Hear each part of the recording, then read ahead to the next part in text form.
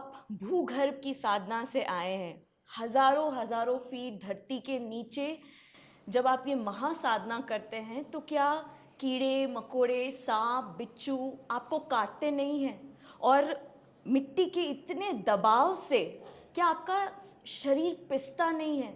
और इतनी कठोर साधना के बाद जब आप बाहर आते हैं तो आपका चेहरा गुरुदेव मानो सूर्य की तरह, इतनी ऊर्जा, इतना दिव्य प्रकाश, ये विराटता, ये शक्ति कैसे? बाबू, जब हम लोग भूगर्भ में, जब पाताल लोक में समाधि में बैठते हैं, पहले कीड़े काटते थे। हमारे शरीर में बहुत सारी जगह हैं जहाँ होल भी कर देते थे, शरीर को नुकसान पहुंचाते थे। वह भी सिद्धियां किया, जिसको तार्क्युप्रत सिद्ध कहते हैं। वो विधि है एक अष्ट सिद्धियों में, जो अहिमा, जो जिसको तुम अहिमा सिद्धि कहती हो, तो उसमें एक तार्क्युप्रत विधि होती है। आपने सुना होगा कि लक्ष्मण रेखा, हाँ, सीता वनवास में थी तो लक्ष्मण ने एक रेखा खींचा था कि आप बाहर मत निकलना, और कोई और दुश्मन इस रेखा को लांघ नहीं पाएगा। तो रावण जब आया, वो जा रहा था तो अग्नि प्रकट हो जाती थी, जलने लगा। वही सिद्धि है वो। तो उसके बाद से हम लोगों ने उससे शरीर को बांध लेते हैं। तो जब भी मैं समाधि से निकलता हूँ तो भूमि से, तो आप देखना कि मेरे चारों तरफ अग्नि प्रकट होती हुई। जी गुरुदेव। तो अग्नि साथ में निकलेगी वो। कभी कभी आप देखना कि जल भी निकलेगा, हाँ, जल भी साथ में आएगा। बिल्कुल। कभी कभी आप देखना कि तूफान जैसा हवा भी चलेगा, पांचों तत्व साथ में वो निकलेंगे। कभी कभी देखना सर्फ भी साथ में निकलेगा। जी गुरुदेव। तो ये जो अग्नि है, तो वो जो चारों तरफ जब बधा होता है, तो कोई भी जानवर जब आएगा तो उसके अंदर नहीं आ पाएगा, उसे वो रोक लेगा। अगर उसको टच करेगा तो लगेगा कि उसे करंट मार रहा है, तो उससे दूर भाग जाएगा, वो चला जाएगा।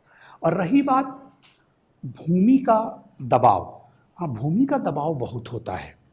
वो शरीर को तो पूरी तरह से वो पाउडर बना देगा, इतना दबाव होता है। लेकिन जब शरीर हम रखते हैं तो पहले शरीर शेषनाग पर रखते हैं, जहाँ सिद्धि करते हैं शेषनाग पर रखते हैं। इसलिए शरीर खराब नहीं होता है, कारण कि हम अपनी आत्मा को, अपने प्राण को शरीर से निकाल लेते हैं।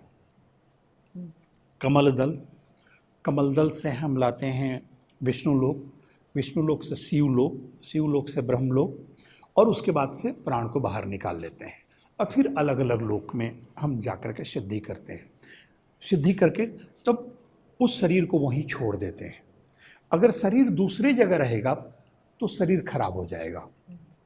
तो या तो शरीर को बर्फ में डालो कि वो शरीर वैसे ही रहे, तो फिर जो कैलाश पर, अब कैलाश वो कैलाश नहीं जहाँ आप मानसरोवर जाते हो वो तो छोटा कैलाश है। वो दूसरा कैलाश है जो पाताल लोक में है, वो बहुत बड़ा कैलाश है, छोटा है। तो वो कैलाश जहाँ शिव वास करते हैं, जहाँ शिव का अंश होता है, तो वहाँ शरीर रख देते हैं। हाँ, तो जब हम शरीर रखते हैं तो शरीर के चारों तरफ से जो अपनी शक्तियों से बंधन करते हैं, तो वो सारा जो मट्टी का वेट है वो संभाल लेता है। और फिर हमारा शरीर वज्र का हो जाता है। अगर सिर्फ इस हाड़ मांस का ही शरीर रहता तो टूट जाता, खत्म हो जाता, दूसरी सांस खत्म हो जाता। लेकिन जब आप दब जाएगा शरीर तो आपकी सांस भी नहीं ले पाओगे आप। थोड़े से भी भार आप अपने सीने पर या पेट पर रख दो तो आप देखना आपकी सांस लेना देना मुश्किल हो जाएगा। तो उस समय शरीर को वज्र का शरीर कर लेते हैं और अग्नि से बंधन कर लेते हैं, तो वो शरीर उस समय बच जाती है। और जो 5 तत्वों की ताम्य है उसको हम लोग सिद्ध करते हैं।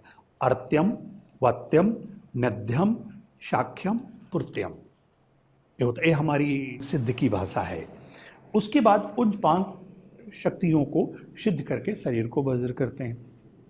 जैसे आपने सुना होगा कि महाभारत में इसका वर्णन आया होगा कि गंधारी ने जब आंख खोला तो दुर्योधन का शरीर वज्र का बन गया।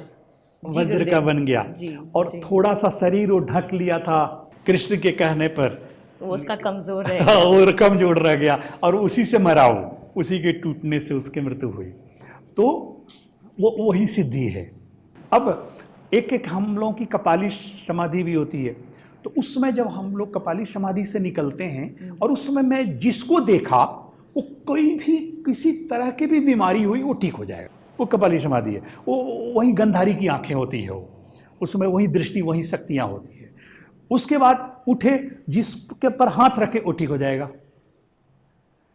वाह गुरुदेव, कलयुग में भी ये सब हो सकता है। जानते हो बाबू, सतयुग तो बहुत साधना मांगता था, कलयुग थोड़ा कम मांगता है। जब कलयुग आया तो कलयुग को हनुमान जी रोक रहे थे, कली को नहीं आने दे रहे थे।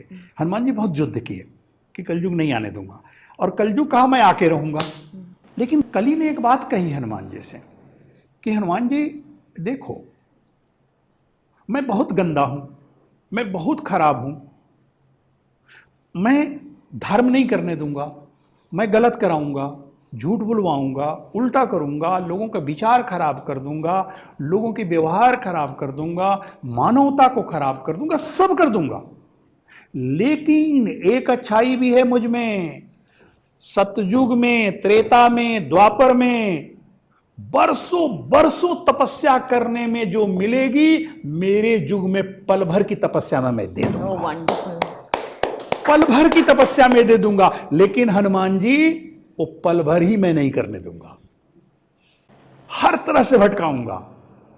आप तो 10 दिशा की बात करते हैं, मैं 10,000 दिशा में भटकाऊंगा उसको, खुद में भटका दूंगा, विश्वास ही नहीं करने दूंगा, तरह तरह के प्रश्न ला दूंगा, शक्तियों को समझने ही नहीं दूंगा। लेकिन अगर कोई उसको कर लिया तो फिर मैं देने में देर नहीं करूंगा।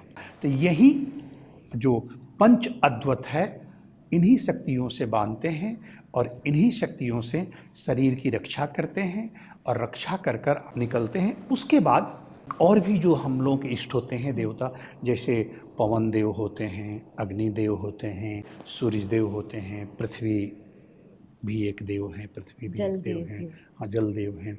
इस सब लोग भी परिक्रमा करते हैं हम लोगों के शरीर को।